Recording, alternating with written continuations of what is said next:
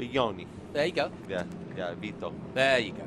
All right, we're about to go racing. Group 8 and Group 12, Adam Andretti and Ben Sissel, as we get ready for the start. Watch for Ernie Wilding in that BMW in those classic colors at the front of this field. But he's taking on the mighty 9146 of Scott Leader, and here they come. As you can see, the Porsche on the left in the all orange, the famous grille of the BMW coming at you here at Sebring. Good start from the 61 of Joseph Hish. He goes to the outside in the 914, the other one. In fact, he's got a better start than Scott and should get around into second place as the BMW, well, it's tight. Who's going to take it into 3? I tell you, that's the best part about Sebring right there. I mean, when they drop the green, it's no matter what class of racing, it's 6 wide. Yeah. It's just everyone just spreads out and tries to get to that turn 1 first and foremost. This was great side-by-side action. It was like the grid. It was all the way together up till turn 3. Amazing racing here in this group. Well, already Ernie Wilding starting to pull away at the front as they head down to the Bridge Hall Bennett corner for the first time. Headlights on the BMW. That'll be good in the brakes. You see the platform didn't even change. It just stayed steady, pulls the whole car down. That's some of that BMW ultimate driving magic right there. Yep. Bavarian brilliance, as they call it. I love watching the cars rotate through turn 7, and they all have a different approach. And I was out there putting up brake markers the other day. I was surprised by how much grip is there. It's real grippy, and it's right at the turn-in point. It's not the asphalt leading up. All of a sudden you get into a new patch that there just seems to be so much more adhesion. No, you're absolutely right, Ben, and it's part of it's the amount of rubber that we put down because it's such a hard braking zone, and the tire has to work so hard to slow the car down, and also you get a lot of lockup down there, so it lays a lot more rubber down with people doing that, and to reiterate for those that didn't tune into the last group, Garage 56 was here doing a 24-hour test with Goodyear, and you can see all the rubber that's still on the track, and it's still caked into the curbing. It's really wild stuff. It's gonna make me tune in extra close to Le Mans and see with extra interest on what that kind of produced out of there. Because they won't run at 12 hours, will they? What's that? They won't run at Sebring. No, they will not. It's just really just a Le Mans project. Yeah. Just but you know how good a shape Jordan Taylor's in. Yeah. I follow him on Facebook, and he, as he's leaving, he took a picture and said, "Wow, 12-hour Sebring or 24-hour Sebring is no joke." Right. It wore him out. Yeah, it will. It will. This place, it'll beat you up, and you can imagine having to go around it for that kind of duration. But look at this little 914 cruising through. I tell you, turn 17 was built for that car. It stays steady, no roll. It doesn't have to slow down a whole lot, and you can see as they get in the straightaway, the BMW is going to pull a little bit, but again, it's all about where you're going to find your lap time, and Leader is getting the most out of that 914. Good little 914 tussle here between second and third. Scott Leader and Joseph Hish going at it. Yeah, Joseph Hish also holding a pretty wheel back there as well as little 914 group. A little gang up on the BMW there in the lead there, gang up on Ernie. Then comes Ron Pauly. This is a good battle also for fifth. Dawn Myers, John Coyle, Tom Benjamin, and David Nichols just behind.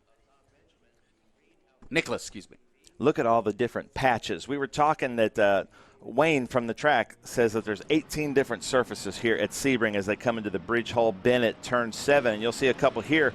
What are we seeing here that's coming out of the bottom of this 914? It looks like maybe an exhaust leak or something. I can't tell. There's something coming out of that. That was the first that you had spotted that or pointed that out, the first to see it. So that's an IS, isn't it? Those are great cars. Those are so much fun. That is one of the best cars I believe Lexus has ever built. I would say that up until their latest SC is a very good car, but that IS 300 was always an absolute favorite of mine. It was a car that you literally couldn't break, and we tried, and you couldn't break that thing. And the SC 500, their latest, with the 5-liter V8, I think is one of the best driving cars on the road, period, all around. So. And then speak of best driving cars on the road, a 911 will always be in that category. I love my 911. Good to see a Caterham out there too in the yellow and blue. Yeah, that Caterham is so cool. I love the livery.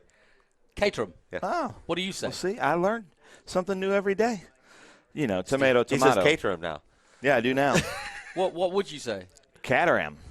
No, that's something to do with your eye. That's a bad eye. But I am from the south of America. Okay, I'm then. from the south of America. Well, Caterham is English, my friend. Caterham, man. Caterham. They're from Norfolk, where I grew up, where I hailed from. And see, I'd say Norfolk. And he comes where they change the oil. Yeah. They got 4 tires. Okay. And now Don Myers peeking out. Back with that Lotus. She's got the power, but he's got a little bit more nimbleness, I think. That's exactly right. And those a Porsche of that era is a lot like throwing a dart backwards. Yeah. You know, all the weight is and they did a really good job of controlling it, but they didn't know what they know now and the geometry that they have and the control they have. But yeah, this is a heck of a battle between these two. I love the back and forth here, and I tell you, these are the battles that you sit down and you talk about for not only days after, but literally years after. You'll be speaking of these battles, and I can just say that from experience because I've had those. Like people I raced against years ago. Remember that? Remember when we were going around and side by side through 17 and 1 at Sebring for like 4 laps in a row? You just don't forget them, especially when they're good, clean races like that. So good on you. Yeah, I know exactly what you mean. I've been to many a race course around the world, and people's memories of a particular tussle they had. It always cracks me up how people remember stuff like that. Just saw the GTV going through in rather unsimilar or unfamiliar colors for the Alfa Romeo. You don't usually see them in the dark colors like that. It's usually a bright red. There it is. Just coming through shot. And behind him is the other BMW. Kahuna Dave, Hawaii Dave. Those are so cool. That is his Camel GT champion car that his mechanic Kevin Richards found in a barn. Oh, my word. And they not restored it, they just brought it back to life as he would have raced it in Lime Rock back in the 70s. And he's been our Group 1 champion in Honey Bee Racing, which is Honey Beer Racing, in Group 1, and now he's moved to that Group 8 car, and expect him to be running for the Group 8 championship this year. But he's got a long history in that car. One of the Bark boys came to Sebring out of high school in the 50s. This is one of my favorite BMWs. I was just about to bring that up. I hate to be biased, and I know that's not necessarily my role up here, but that car right there with the modern M logos around the rondelle on the hood, whew, oh boy, I tell you, that's catching my eye in all the right ways. Yeah, that's Joe Lyles. And ladies and gentlemen, tell us your favorite cars here in the comments. So that we're not the only ones that get canceled up here in the booth, you know. But now with SVRA, we're not political. You could just say whatever you want to say up here, and tell us who your favorite cars are. I haven't seen a shot of Skip Bryant, but I had an E30 myself and just thought that was a really fun, well-balanced car. They were phenomenal. I'd say E30 and E36 are some of my favorite BMWs to drive, balance of, and I've never had the pleasure to drive some of these older ones. These 2002s are really cool cars too. I tell you, those are the cars that I always loved BMWs, but that was something that made me really look more into their history. And I remember seeing one parked out on the curb at downtown Indianapolis once, and I'm looking at this old car, and it had aerodynamic flaps on the windshield wipers. And I'm like, they were so ahead of their time to keep the windshield wipers planted, because these cars were built for the Autobahn, right? They were doing over 100 miles an hour even back then on these highways in the rain.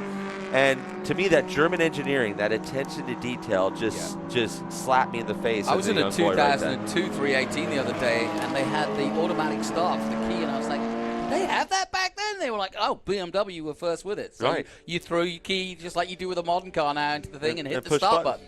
But that last was BMW. to put in cup holders, though. They refused to put in cup holders. That's because we got a guy from WeatherTech that could help. A car should be for driving. You shouldn't be drinking in your car, but they'll now a big ashtray. They'll put 12 ashtrays in a car. Yeah. But because you should have your cigarette while you're driving, but you shouldn't be drinking. And I tell you, some of the first cup holders that came out of like a Porsche and a BMW were absolutely hysterical. You hit a button and they fold out of the dash, and they wouldn't hold one of those old Dixie cups. They were tiny. So we've got a good race here. Wilding leading by just over 4 seconds over leader. Scott Leader in second place. That's how we started off. He's in that 1979 1-4. Then Hish also in a similar car just behind him. And then Paulie in the Lexus that, quite rightly, Adam was saying is a cracking car to look at. Ron Paulie in fourth position at the moment. We're also keeping an eye on Coyle, Myers, Benjamin, Nicholas, and Bebo, and then McChesney in the top 10 as well. So here's what we've got so far. The 2002s, the GTV6, the Caterham, and the 9146. That seems to be everybody's favorites. Where's my 911 fans? There's two GTVs out there. One that's more Italian painted like this one, and the other one's in all black. That's such a cool car too, you know, and understanding aero shapes back then too, and how to make more straight line speed. That's what that car was really all about. So that's what's so fun about these vintage weekends, is you get to see how everyone took different ways to skin the cat. You know, they wanted to see what they could do and find different ways to get there. And I just love it. It's like you know, walking through a history book. And, absolutely. And you're able to do it in person. You're getting roasted, Adam. Damage 98 says saying that driving a 70s 911 race car is like throwing a dart backwards might be a tad exaggerated. I still like it though. Well, I mean, that's the best way I think I can describe like where the weight is and what it wants to do to you. You have to be ahead of it. I wouldn't call that roasting. For the internet, that's exceedingly polite and exaggerated. Yes. Wow, yes. Adam, you got away with that. Nice I job, appreciate Damage. it. No, I appreciate it. But no, I understand it is a bit exaggerated, but I think it paints a good picture on really the challenge of driving the older style Porsches is. And look at that right there. This is a great lineup of cars coming into Big Machine Vodka's Spike Coolers Turn 1, 914, a 911, and an E30.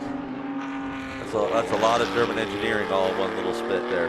Yep. Still no cup holders in those cars. No.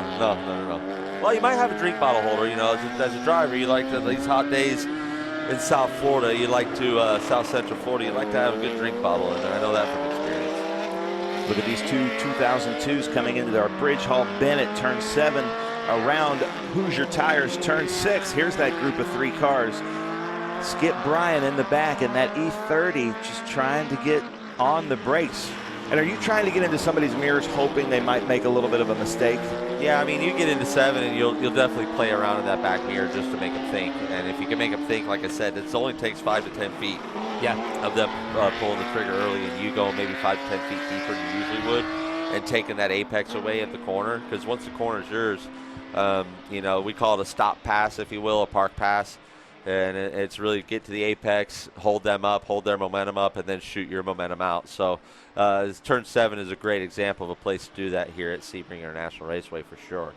Hey, Damage 98 says, didn't Andretti just read my chat? Swoon. So there you go. And now everybody's coming back to your defense, too. They liked your description.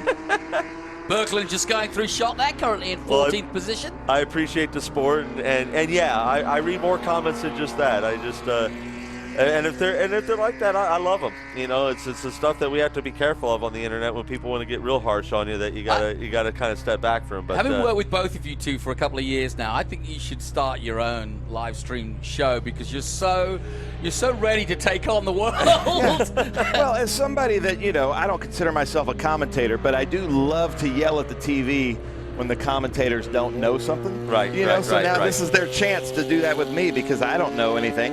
So feel free. Have at it, man.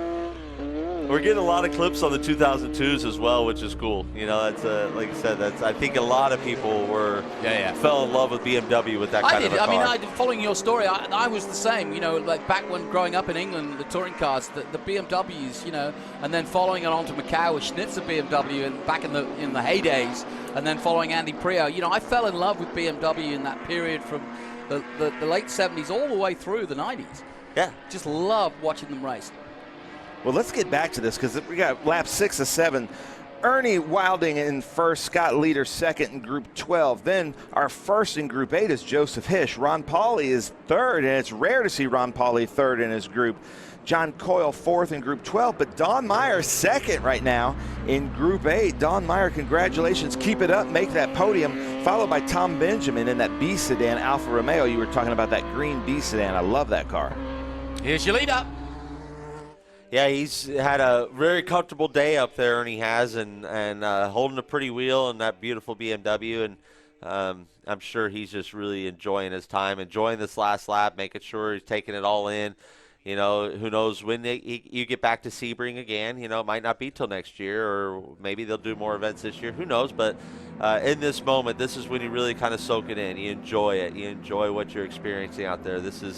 You're in rare air. When you get to strap on a 6-point harness and tighten the belts down over your shoulders and have that helmet on your head, there's not a lot of people in the world that get to do that. And so you want to take that time to soak that in, be grateful, and I'm sure that's what's going on inside that BMW right now as it comes to that checker flag. Yep, Wilding out of the sunset corner. This should be the white flag. Oh, is this a white flag? Sorry, excuse me. Yep, Excuse white me, the white flag. One more lap to go. He's got the 914 just behind him, hasn't popped out. There he is in the all orange. That's how they started, and it's going to finish that way. This the final lap then.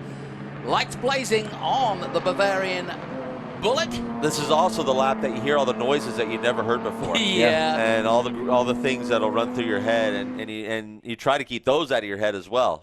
You know, so that and here's some more pavement changes. You talk about the pavement And changes. we should just kind of make this a thing. Like, this might be the era of cup holders in BMW. This 1995 BMW M3. That'd be about the time they started getting cup holders. Right? Once they started selling to the American market, they needed those 32-ounce cup holder. Got to get the bladder buster cup Well, holder. maybe we've got the right guy. We could have a WeatherTech, prize. Right. Yeah. Cup holder prize given by the MD. I'm telling you, I am proud to say I have an 09 X6, and it fits my big, hefty water bottles in it just fine. Now, that is an American-built BMW, so that's probably why it has the big cup holders, and I think it's got like 6 of them. Hey, BMW coming back into sports car racing big time. Yes, they I'm are. looking forward to seeing them. Yes, I they saw are. pictures of the car, and it looks just like a doozy.